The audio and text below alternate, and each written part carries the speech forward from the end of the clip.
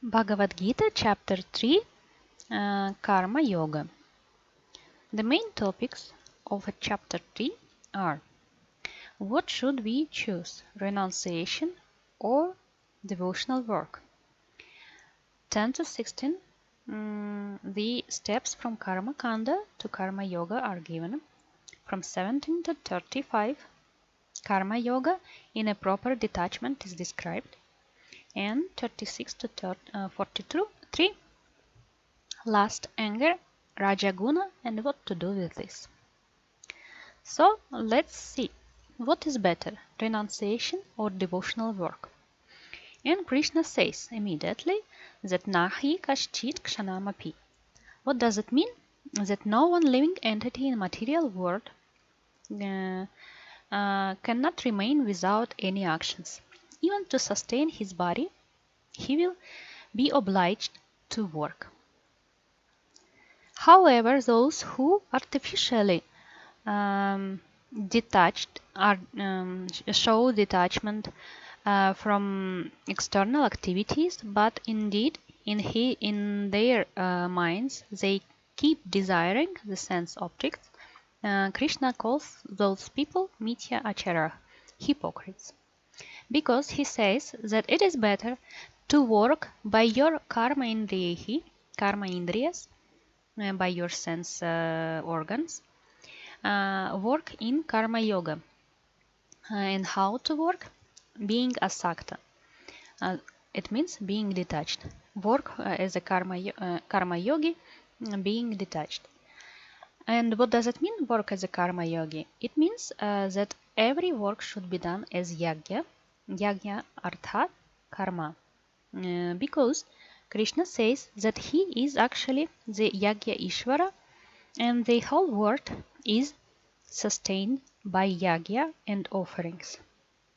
And in the next topic, we can see the part of karma kanda.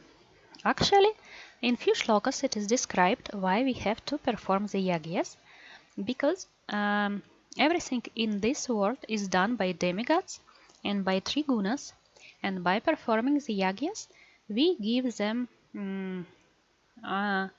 we show them our gratefulness, and we help them to sustain themselves, so they can in return fulfill our desires. That is karma kanda. If you want to see properly which demigods, which desire any demigod fulfills, what result of what action he will give you, you can read Srimad Bhagavatam 2.3.2 until 2.3.11. It is really in details described which demigod for which result is responsible. So you can take Srimad Bhagavatam Canto 2nd and read there. However, in Bhagavad Gita we will be discussing the Karma Kanda or Yajnas more in chapter 7 and chapter 9. But Krishna want to warn you, if you want the satisfaction of your material desires, then you worship demigods and you will receive what you ask for. However, he says in 9.23 that all sacrifices are meant for me alone. Even so, people don't know, but demigods will give the sacrifices what people give to demigods. Demigods will give to the Parameshvara, to Krishna.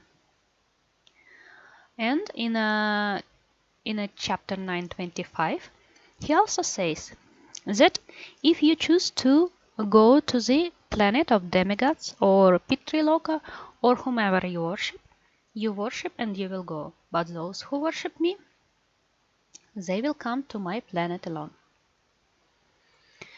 So here, that is his advice to Arjuna. Karma kanda is good if you want a fulfillment of your material desires. However, he is the only Yajna Ishvara, and it is better to work in karma yoga for him only. So, what does it mean to work in karma yoga? And what does it mean to be properly detached? Krishna says, giving up attachment, perform actions as a matter of duty. For by working without being attached to the result, one attains supreme. Also, Krishna sets himself as an example because he said to Arjuna that even so I am the Lord of the universes and I am detached from all activities, still I perform my duties. Because if I will cease to perform my duties, all the universals will be distracted. So he sets the perfect example how to perform the duties without attachment to the result. And he also says that even so, he maintains the whole universes, everything is done by three gunas. And bewildered souls, being falsely self-identified with the body, with the material body, they think that they are the doers. But everything is done by gunas only. However, we should discuss this topic a little bit. So here we can see in chapter 18, the last chapter, shloka number 14, Krishna speaks about 5 factors of action, and he says that in the mixture of those 5 factors, 24 elements, gunas, and our desire, the whole universe is a whole universe is in action. And what are we responsible for? It is for our desire, because Krishna created the universe for us only, and he is the fulfiller of our desires. However, the power of mind is very strong, and our desire is the biggest power to run this world. That's why we are very responsible for our internal desires. Also, Krishna says that he wants you to follow his instruction in order to become free from material bondage. That's why he says, those who abide by this teaching of mine with profound faith and free from Keval are released from the bondage of karma.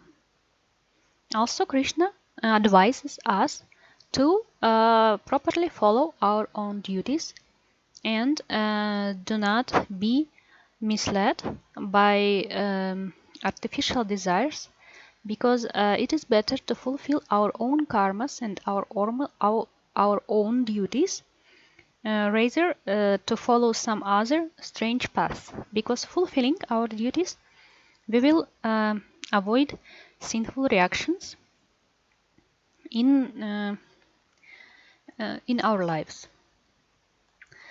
And at the last point, we already discussed this in a previous video and this playlist. If you go up,